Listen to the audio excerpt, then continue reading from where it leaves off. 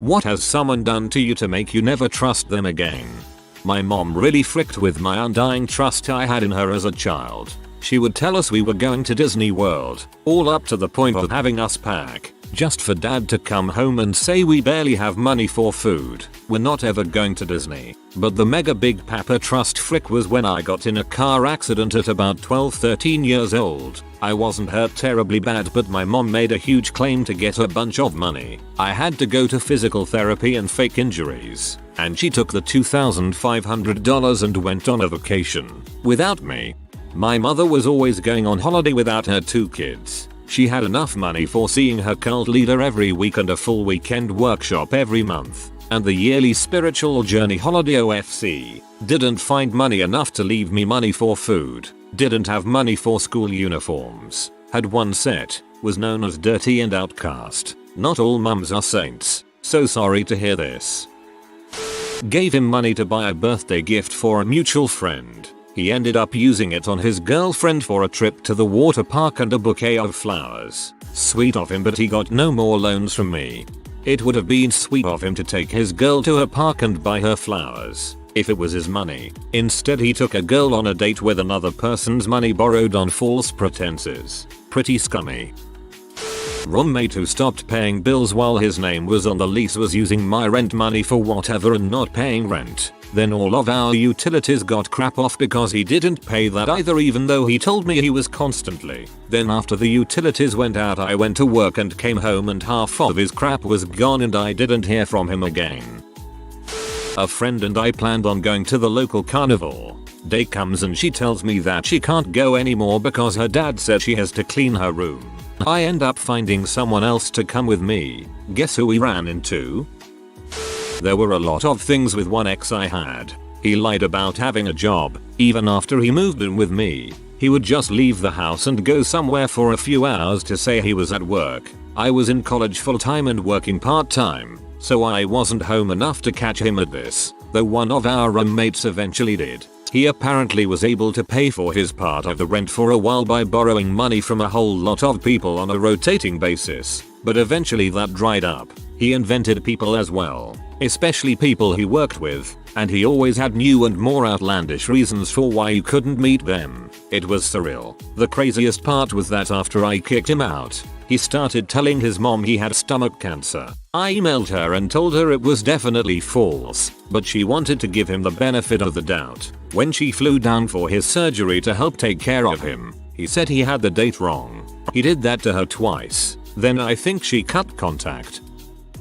My best friend as a teenager started mocking me and listing things she didn't like about me to a romantic interest I was introducing her to the way I am. Apparently she was mad about something, but instead of coming to me directly she opted to wait for an opportunity to paint me in the worst light possible to someone I wanted to think well of me. It was so bad and out of the blue that the guy thought she was joking and kind of awkwardly laughed along. I was in tears and angrier than I'd ever been. I left the chat and told her she'd no longer be part of my life, and she hasn't been since. 3 months later, she sent me a half-assed non-apology in an email saying she was sorry but didn't regret it because I totally deserved it because reasons. I didn't respond. 6 years later, she hunted down one of my accounts on a journaling website and left a snide comment mocking me about a video game I never finished playing. 6 years. And she popped up just to be a bee to me about a freaking video game. I never responded to that either, but it felt amazing knowing I made the right choice in getting rid of her.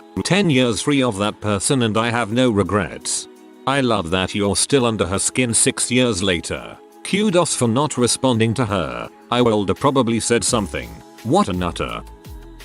I used to manage a movie theater. I came across an application from this kid who was friends with my ex. It said he left his position at another theater because his mom died. I was really sad because we used to hang out at his house and I met his mom several times. Fast forward a couple years, this kid starts coming in every now and then asking for free tickets for him and his friends. I didn't care. Free tickets was one of the few perks of the job and helped our weekly numbers and concession sales. So I'd give him all the tickets he wanted. Then it was his birthday. Can I get tickets? Yeah, sure, no problem. Happy birthday. A few months later it was his birthday again. I didn't realize he had 2 birthdays this year until after I gave him the tickets and sent him on his way, so I just cut my loss and moved on. A couple months later he comes in again and asks for free tickets and says his mom just died. I told him to hold on and I get the application. I ask him what is this? He said his mom died a couple years before that.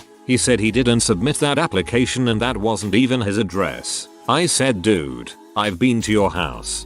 Don't ask me for tickets ever again, and I left. Never saw him again. TLDR. A friend of a friend lied about his mom dying to get free movie tickets. That's incredibly fricked up. You should have pulled some strings to contact his mom and let her know that deep of a lie is worth free tickets. Told me she was committing suicide. I talked her through it, cried with her, got a nearby friend to call the police to go help her etc etc. Maybe after 15 minutes of this she seems to be better and says, I'm glad I can trust you to be there if I ever actually think of committing suicide. It was a test. She was very confused as to why I refused to talk to her ever again. For a lot of people who are suicidal, a lot of times they're testing themselves. Anyways, I wouldn't blame you for avoiding her.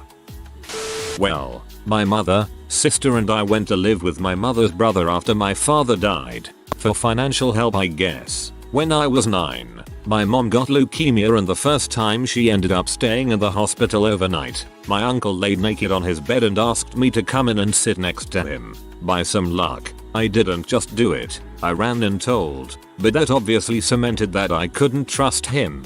Then, his mom, my grandma, came to live with us to help, since my mom was sick, but the whole thing was ignored and we still lived there with my uncle, with my grandma treating him like her favored child the whole time. Nothing wrong. So that also confirmed I couldn't trust her to put me first. They discussed an issue with a mutual friend, my issue, no one else's, that I specifically asked they not discuss with anyone. Only found out when having a few drinks with both friends when mutual friends refers to issue. First friend then said, well, I had to talk it over with someone as though it was my fault for expecting her not to gossip. Obviously I don't discuss anything personal with that person anymore.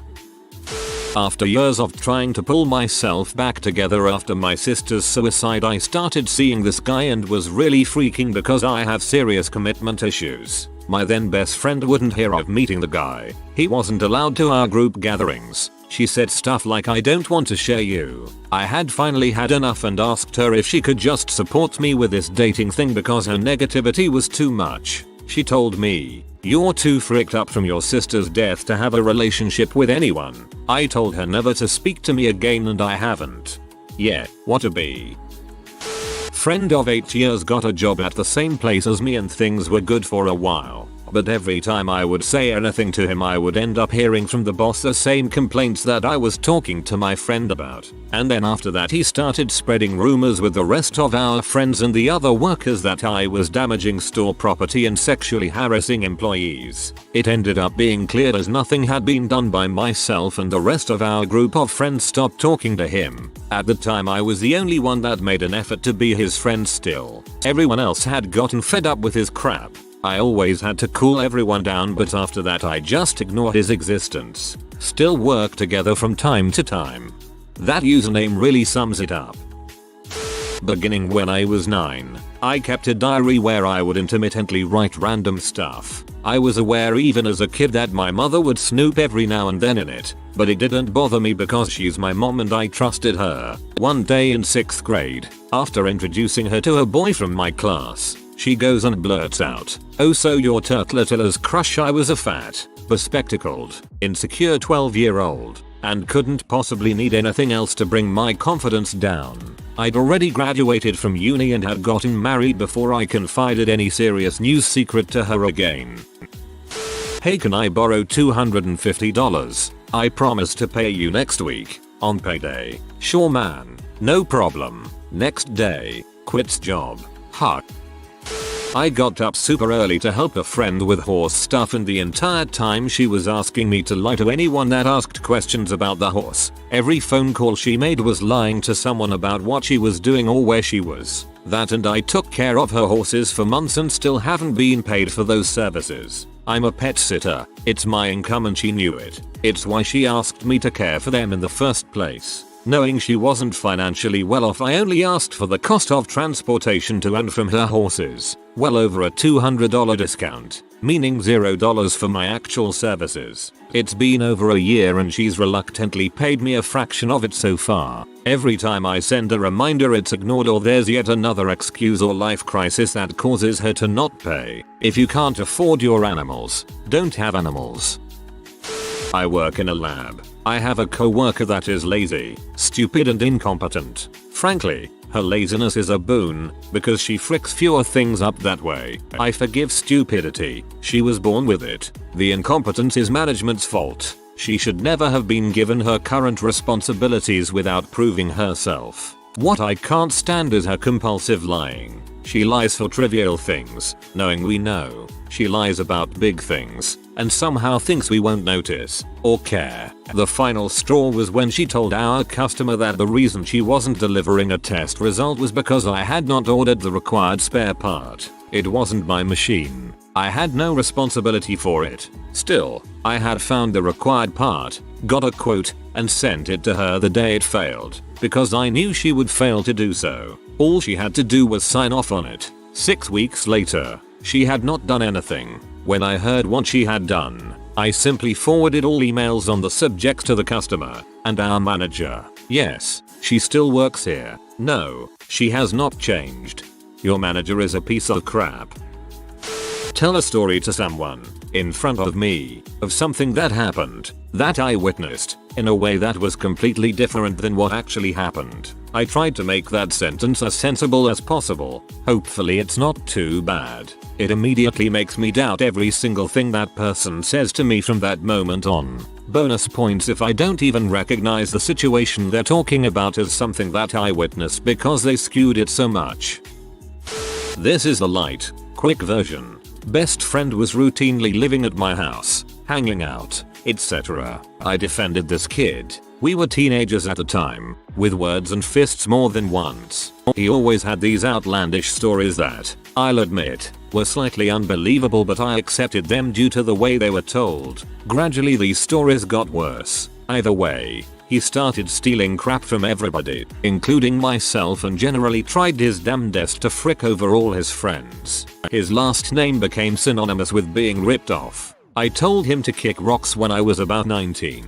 Freaking 10 years later, I run into him at a festival. I was working on a pot farm and mentioned it. I find out a while later from the farmer that he showed up there one night, uninvited, and started name dropping me and basically making everybody real uneasy. I called him out and he pretty much just accused me of all the awful crap he did when we were younger. I didn't threaten him, but he might get punched next time I see him. Lord knows he freaking deserves it. This guy fricked over so many of his friends and lied and lied and lied. There's so many little instances of him being a complete butthole, but I'm not gonna get too into it on a mobile keyboard. Sounds like an addict. Consistently criticized the girlfriends of our mutual friends. If he's criticizing them behind their backs, then what's he saying about my girlfriend behind my back? Or you? I warn my wife about this all time. If people will talk poorly of others to you, they will talk poorly of you to others. My best friend asked me to open up to him. I was going through a tough time dealing with my anxiety. Finally, opened up to him and told him what's up. He went around telling the rest of the friend group he didn't want me around anymore. Right after. Also after messing with my feelings for almost a year, knowing that I was vulnerable. Lost a whole friend group because of this. He has ghosted me ever since. Really sucks cause he was literally the only person I had trusted and did everything with. My girlfriend and I held a moving away college graduation party in a river cabin with our closest friends and family. It was a remote cabin outside of cell phone reception. I proposed to my girlfriend that weekend. It was so wonderful. We specifically mentioned that we were so excited to tell friends that couldn't make it. One of our friends' boyfriends left the day before we did. When we got back into cell reception, we had like 100 Facebook notifications. The boyfriend had posted it on Facebook including pictures. Totally stole our thunder. After confronting him, He apologized and said he has a social media addiction. Turns out he's outed 2 people's pregnancies before they even told their families. He has a problem. We don't tell him anything until we've told everyone important to us. TLDR. Someone with social media addiction announced me and my fiance's engagement on Facebook before we told our friends and family. This happened with not just my sister-in-law but also my father-in-law regarding my first son's birth announcement. The only thing I asked was they wait till I post about it before sharing theirs. I come out of the recovery room with my wife to find my phone full of notifications from both of their posts made literally minutes after the birth ended. Pretty freaking unimpressed by that. Back in high school, my best friend was having a birthday party. Told me that her dad said she was only allowed to have 5 people and wanted to invite people she didn't get to see very often. I was disappointed, but accepted it. Day after her birthday, one of our mutual friends is telling us how 10 people were there, including her ex-boyfriend. Confronted her. She denied ever saying it, called me a liar, a bad friend, etc, and hung up on me because I started crying. What a crap person. After our wedding reception, my new husband and I left the money we got as gifts with his mother while we went to enjoy our honeymoon. A week later we came back and gave her a call saying we were on our way to pick it up. We needed it to do some stuff on our house. Well, she confessed that she spent it all while we were gone. She never asked permission and lied about needing it for bills. In the past we had loaned her a couple $100 here and there that she never paid us back, but we never thought she would steal money from us. Looking back, we were stupid to trust her with it. We told her we're never giving her money again and she had a week to pay us back. She did get the money back to us, but when she handed it over she hugged my husband and thanked him for helping her and letting her use it. I'll never forget the look on his face when she did that. Now 4 years later we avoid ever seeing her because every time she asks to borrow money, and every time we say no. Most recently, she showed off a crappy piece of art she bought from a neighbor for $150 the week before, and the next day she asked us to borrow $200. When we suggested she sell the art, she said she'd just call her siblings for the money. I'll never trust her again. Mysteriously, my D&D characters would always die once I reached level 10 and, oh sorry, healing and resurrection just won't work. It took me months of watching their characters have glorious adventures before I realized they had planned to kill me off regularly for fun. I couldn't figure out how their characters would show up with fabulous new and powerful weapons and defenses that I didn't remember them acquiring in previous adventures. Oh, I played a side adventure at home, rolling and DMing for myself. Eventually, one of the guys told me the DM was just buying the books and picking ultra powerful items for himself and writing them onto his character sheet, and that I probably shouldn't play because it had been decided I would always die. Rejected, even by the D&D players at my school. Lucky me. I told a close friend about how I felt about this girl I had a big crush on at the time. Then he sent me a recording of him telling her and her friends that I had a crush on her whilst laughing. He just said it was a joke, and that I shouldn't take it so seriously. You should have told him your relationship with him was a joke and he shouldn't have taken it as serious, then proceed to never talk with him again. Ex dumped me cause she didn't want to be in a relationship. Started dating a new guy, with the same name as me. Half an hour later, no joke. I hate to break it to you, but she was probably dating the guy before she broke up with you. Bounced a rent check. I was sharing an apartment with my best friend. The apartment and utilities were in my name, so he paid his half of the bills and rent to me. I usually had to nag him for the rent money, and one month he was particularly late. I told him I needed the money ASAP to pay rent, so he gave me a check. I deposited it, paid the rent check, and all seemed well. A short while later, I find out his check bounced, which then made the rent check bounce. When I confronted him he said, "Why'd you deposit that check? It was no good." I was dumbfounded and asked him why he'd give me a check for rent he knew I needed to pay if it was no good. He said, "You kept bugging me about it." No way I'd ever be able to trust someone like that. I kicked him out of the apartment and never talked to him again. Also, my fiance in college cheated on me, so I immediately broke it off and never spoke to her again. Only way to do it, cut all ties. Heartbreak. My ex-boyfriend sent nudies of me around my high school and everyone called me a W from then on, even though I had only ever slept with him. It was tough. Don't send nudies, kids. Depending on what country you're in, that could be very illegal. My mom was nice enough to offer a room to my cousin for college. She ended up snorting H and using the house as a stash house, stealing $4,000 in gold, and convincing my mom to buy her weed and leave my dad. My mom is still with my dad, but it was a real crappy thing to do. Went to my dad in a mental haze at 5 AM to ask for help after throwing up blood and being scared to death. In the afternoon when I woke up, he claimed I was just overdosing on drugs, which he never specified, in front of my younger siblings, took my car key, took me off the family phone plan, and told me to move out. Upon telling him to drug test me, he said he didn't need to because he just knew. I am now anemic and have an ulcer, and I'm 18. Thanks a lot, Pops. Broke up with my fiance and slept over my friend's house. My friend wanted to be in an open relationship with this guy from work, but her fiance said no. To get her way, she sent her fiance downstairs to have sex with me while I was passed out drunk, so that he'd have no choice but to let her pursue work love interest. Freaking hate them both. My friend's house was supposed to be safe. Now she tried to get her fiance to rape you. You were passed out drunk and couldn't give consent. That isn't sex anymore.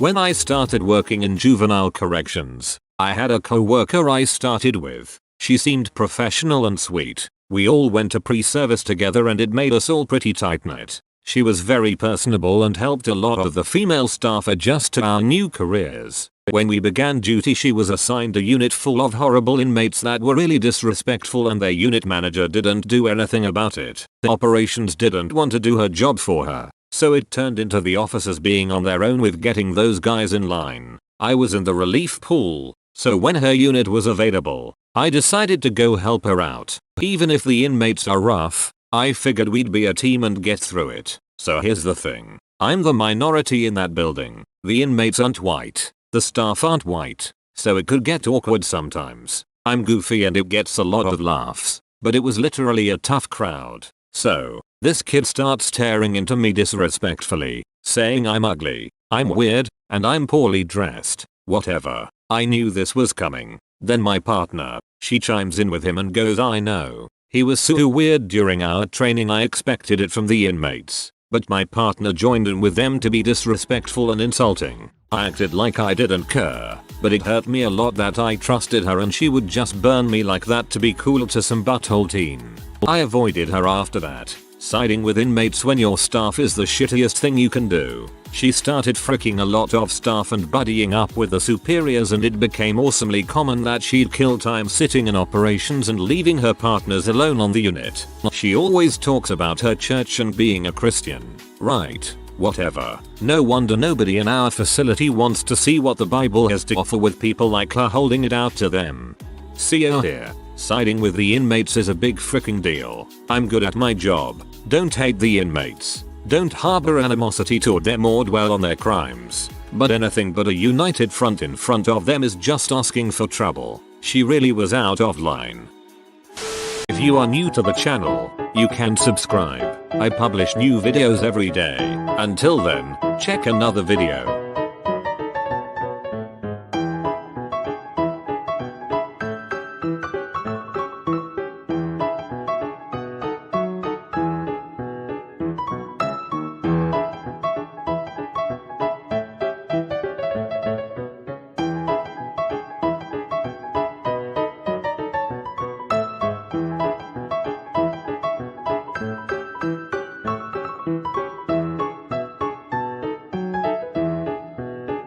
Bye for now.